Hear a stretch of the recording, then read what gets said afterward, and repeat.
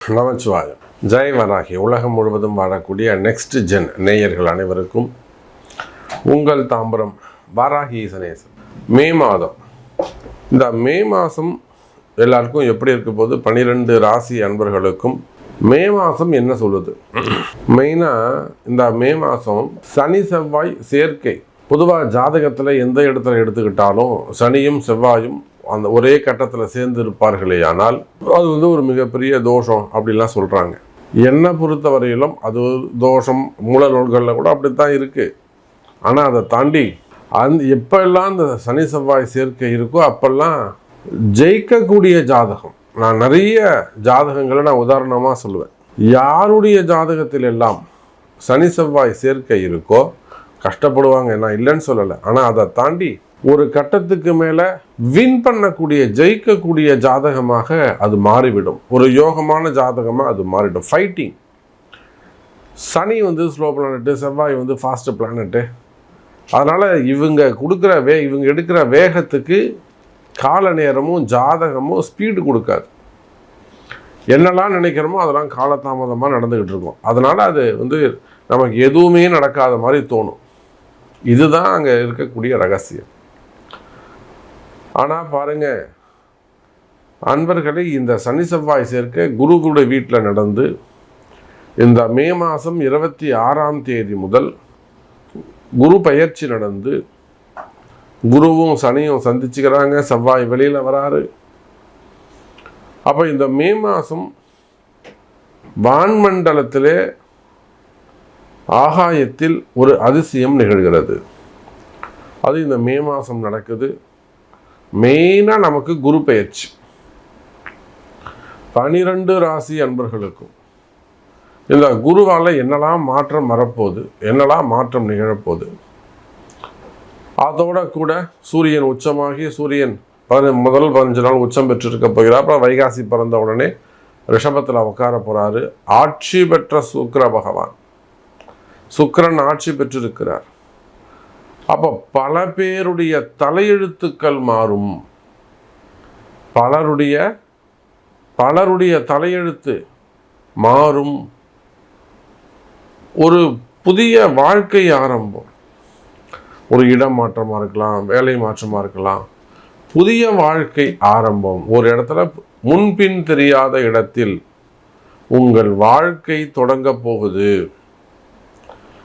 அப்போ இந்த மே மாசத்துல சனி செவ்வாய் சேர்க்கை இருந்தாலும் பலரும் நீண்ட நாள் போராட்டங்கள் வெற்றி பெறும்.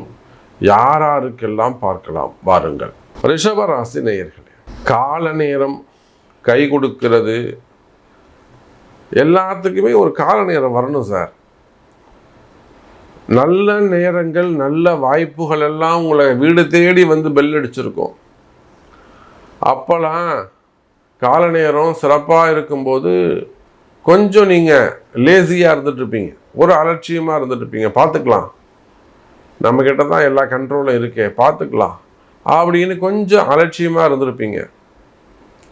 ஆனால் பாருங்கள் ரிஷப ராசி அன்பர்களே, இது எச்சரிக்கையாக இருக்க வேண்டிய கால நேரம். எல்லா இடத்துலையும் கவனமாக இருக்கணும். மெயினாக வேலை செய்கிற இடத்துல, ஃபேமிலியில் மனைவியை விட்டுடுங்க. பசங்கள்லேருந்து சகோதரர்கள்லேருந்து எல்லார்கிட்டையுமே மனைவியை தவிர. ஏன்னா நமக்கு எந்த சண்டையாக இருந்தாலும் அங்கே தான் போய் ஆகணும்.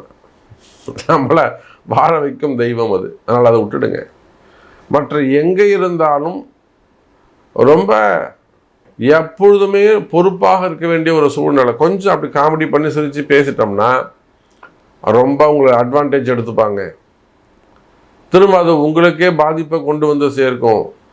அது குடும்பமாக இருந்தாலும், வெளியவாக இருந்தாலும், வேலை செய்கிற இடமா இருந்தாலும், பிஸ்னஸ் சென்டராக இருந்தாலும், ஒரு சின்ன ஏதோ ஒரு செகண்ட் நீங்கள் சிரித்து பேசிட்டா போகிறோம், அது மிகப்பெரிய பாதகத்தை ஏற்படுத்தும். அப்போ எல்லா நேரமும் கவனத்தோடு இருக்க வேண்டும்.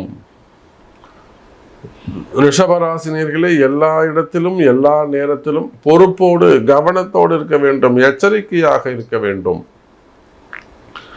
மெயினா இப்ப நீங்க எடுக்கக்கூடிய முடிவுகள் எதுவா இருந்தாலும் சரிதான். குறிப்பா இப்போ நீங்கள் எடுக்கக்கூடிய முடிவுகள் ஒரு முறை அந்த முடிவு சரியாக இருக்கா அப்படின்னு நீங்கள் ஒரு அட்வைஸ் கேட்டுக்கிறது சிறப்பு.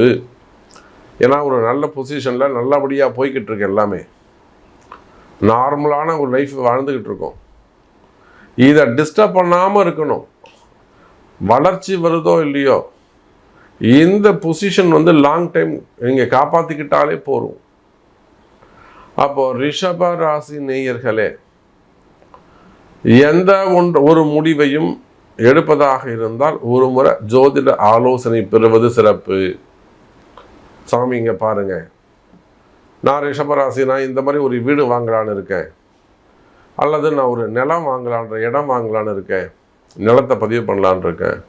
அது பிஸ்னஸ்க்காக இருக்கலாம், இல்லை வீட்டுக்காக இருக்கலாம், சம்திங் இன்வெஸ்ட்மெண்ட்டாக இருக்கலாம், அல்லது நான் ஒரு ஷேர் மார்க்கெட்டில் போட போகிறேன், ஸ்டாக் மார்க்கெட்டில் போட போகிறேன், இல்லைனா கோல்டில் போட போகிறேன், ட்ரேடிங்கில் போட போகிறேன், அல்லது ஒருத்தருக்கு இன்ட்ரெஸ்ட்டுக்காக கொடுக்க போகிறேன், ஹெல்ப்புக்காக.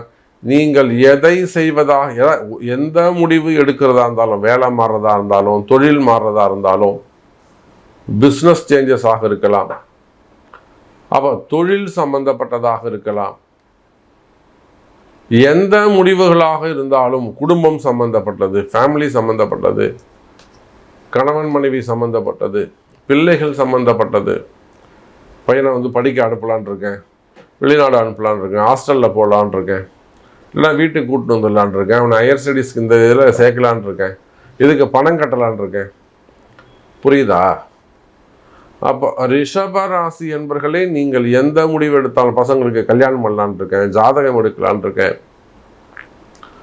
கடன் வாங்கலான்னு இருக்கேன், லோன் எடுக்கலான் இருக்கேன், சாமி நான் கொஞ்சம் கடன் வாங்கலான் இருக்கேன்,